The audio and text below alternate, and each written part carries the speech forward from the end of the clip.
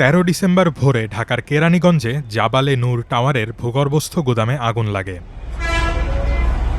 তবে ওই সময় অন্য কোথাও যাওয়ার জায়গা না থাকায় বাধ্য হয়ে ওই টাওয়ারের বাসিন্দাদের বড় একটি অংশ নিকটবর্তী আগানগর উঁচু কবরস্থানে গিয়ে আশ্রয় নেয়। সঙ্গে নিয়ে যায় ঘরের কিছু মালামাল। কবরের পাশেই গাছের সঙ্গে মশারি টানিয়ে রাত কাটাতে হয় তাদের।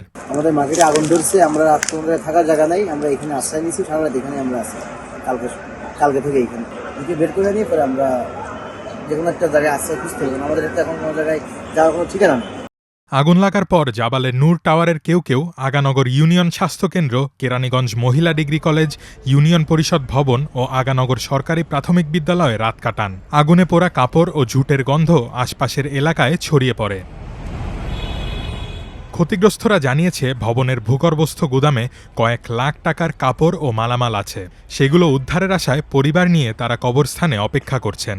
গতকাল সংবাদ পাওয়ার পর অল্প কিছুক্ষণের মধ্যে ঘটনাস্থলে পৌঁছে অদ্যাবধি কাজ চলমান আছে। এখন বেজমেন্টে হালকা ধোঁয়া, ছোট ছোট ফ্লেম আছে। আশা করি বেশি সময় লাগবে না ইনশাল্লাহ। জাবালে নূর টাওয়ারের ভূগর্ভস্থ গুদামে আগুনের ঘটনায় ক্ষয়ক্ষতির পরিমাণ এখনও নির্ণয় করা যায়নি বলে জানিয়েছে ফায়ার সার্ভিস।